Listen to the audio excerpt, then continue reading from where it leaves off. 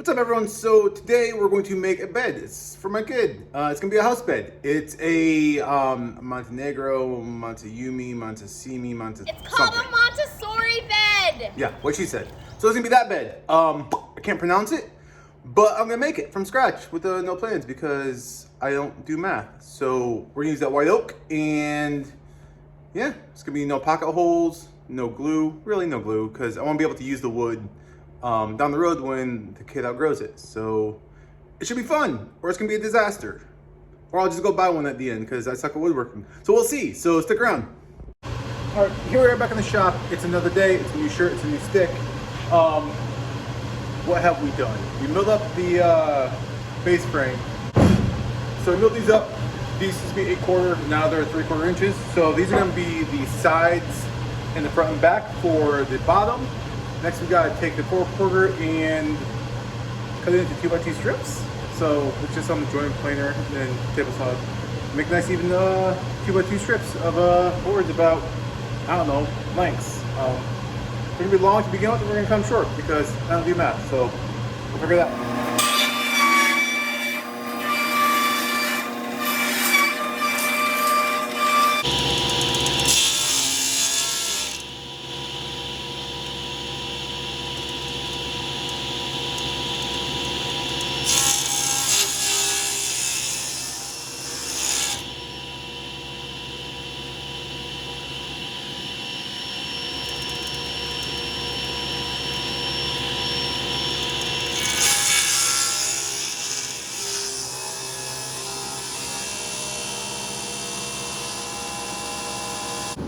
Dust collection works better when it's, open.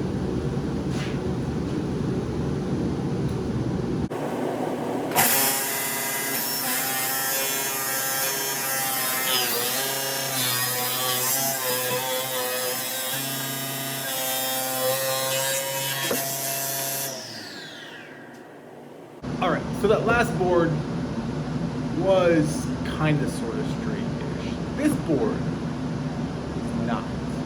As you can see from the gap right here, this board is basically a work piece of shit. So, I'm not gonna sit through my planer because I think it'll take too much off of it. So I'm going to basically cut it down into small strips again. And then I think it'll be easier to deal with the strips being smaller than a board that's 10 inches across. So that's the plan, is to small strips, then make those strips square to each other, rather than trying to get one side parallel, then the other side parallel, then do strips that way. That's the plan. It may not work, but I have extra. So if I fuck it up, I'll just cut more wood and spend more money that my wife doesn't know about. So hopefully she doesn't watch the video. So yeah, that's that. That's my plan. Good luck. Here we are. The wood's pretty much milled up. Again, these are the side skirts. These are gonna be the frames. I cut down the posts, so it's gonna be on the side of the bed. So they're just gonna do a butt joint there with some connectors. So I know that I want these about 75 inches. So I'm not measuring. Now look at what they are. So I just measure both of those together, and I found my mark. I'm gonna put 77 right now because, well, that in there isn't square and this isn't square, so I'm giving myself some slop. But yeah, that's the easy way to figure out what you're doing. So I want these about 2 inches. They're right at about 3 3/4-ish, so close enough. But again, like, the wood was really warped, so I couldn't really have too much of a perfect 2 inches. So then I'm gonna do the same thing for the other ones, and that's how I'm getting all my measurements to be the same. Because I'm bad at math, I actually don't like measuring things using like a ruler and, tape measure, because I feel like no matter how many times I do it, it's always a little bit off. I mean, even if it's the 16th or 32nd, it's still off. So what I do, I put my boards together, clamp them down at the end, and I make sure the ends are flush. Then I line them up with the blade when they need to be cut and lock them to the fence. That way when I cut them, they're the exact same length, both of them. There's really no real measurement, so it's not that I care exactly how long they are. I don't care too much in the measurement. I just care that they're both even. and they're exact to each other, because otherwise it won't be square. So as long as they're together, when I cut them, they'll be the exact same length. So when I put them together, they're the same, because I don't do math. So yeah, there's that. So it's about 75 and a half for the front runner. I'm not even sure if it's called a runner. Whatever, I'm calling it runner. That's not the point. So that's what I'm gonna do, and then we're gonna see how it goes. All right, cool. Let's get cutting. This is an example of why I do that. So there's a little bit of a lip right here. I mean, it's absolutely just the smallest thing ever. But I put these both at the same distance. I measured them, I cut them. They were even, but there's a little bit of a hairline, just a fingernail over there. Yeah, I can grab it. And that's why I do it this way, because I want these to be even. And that little bit is enough to make a difference.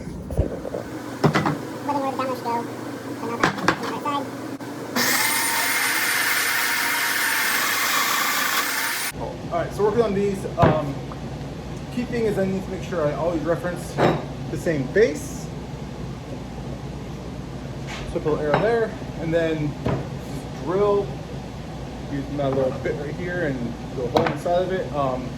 This is all set up, so I do all my posts first, and I do all my side rails and front rails, or whatever they're actually called, I have no idea. That way everything's the same, because as long as I don't change any settings, it should be the same. So yeah, let's do it.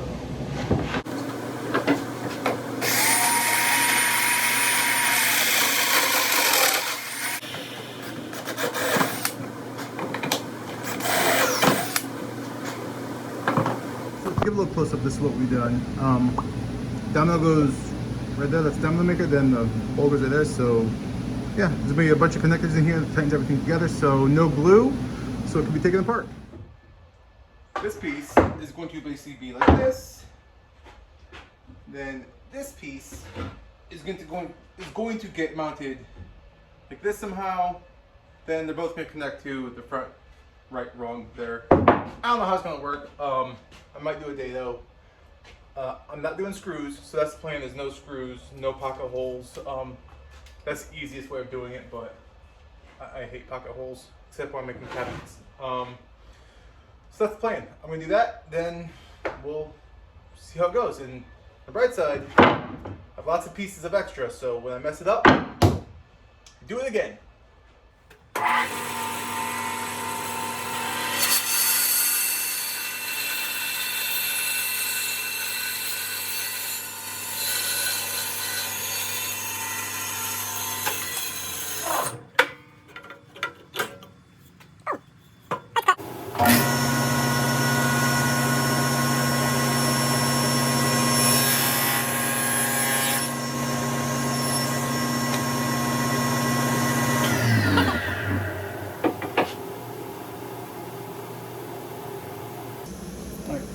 That's good. I just gotta clean up some of this from the bandsaw. So, because I'm lazy,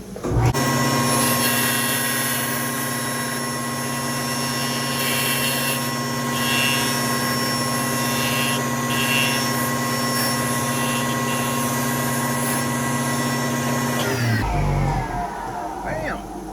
Don't cut myself in the blades. But that is one clean ass cut, if you ask me.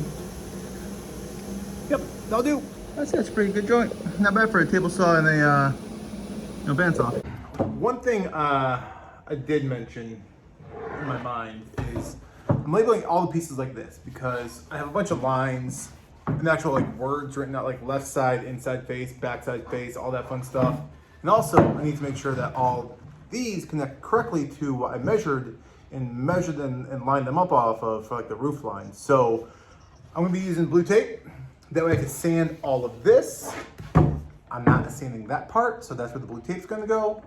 And we're right on it. So I even wrote on the little tenon there, so I know which piece goes to which piece. So blue tape is gonna be on everything that's not getting sanded, and only the faces are getting sanded. So you're not gonna see this because it's gonna be connected to another piece. So what's the point of doing that?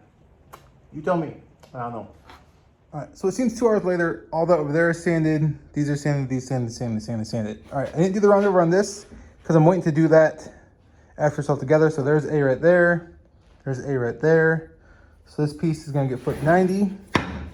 And get put into there. Got some little screws to go into there. Put it all together. Glue that. Clamp it down. And then this one side will be done. Then I gotta do that one. And all that I do love about these connectors. So you see that little gap right there? Well,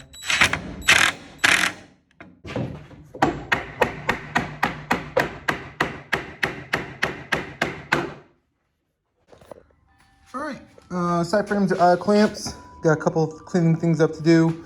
But basically I'm gonna back all the holes with sawdust and fill all the gaps. Like this one right here. It's not huge, but it's big enough where I can pack out sawdust and make it disappear. So that's the plan. So yep, about 1, 2, 3, 4, 5, 6, 7, 8, 9, 10, 12, 13, about 30 joints to do. Why not? Went to record it and it only took stills, and then I lost those because, well, I suck at this. So just imagine me back and forth putting it together. So let's turn this around and see how I did it. So with the bed, first thing I did was I brought in both pieces by themselves. Then I put the bottom stretcher on here and the bottom stretcher on there. Everything was assembled outside for the sides. So the whole little house triangle frame was all built. That was a piece I put in last. Put the both runners in, and then use some clamps because I don't have anything big enough. So I basically cinched it clamp on clamp to put everything together. And then did the same thing on the top, pulled it in, got the bar adjusted, tightened everything down, and then yeah, put some tongue roll finish on it, and yeah, it's done. You like it? Good job.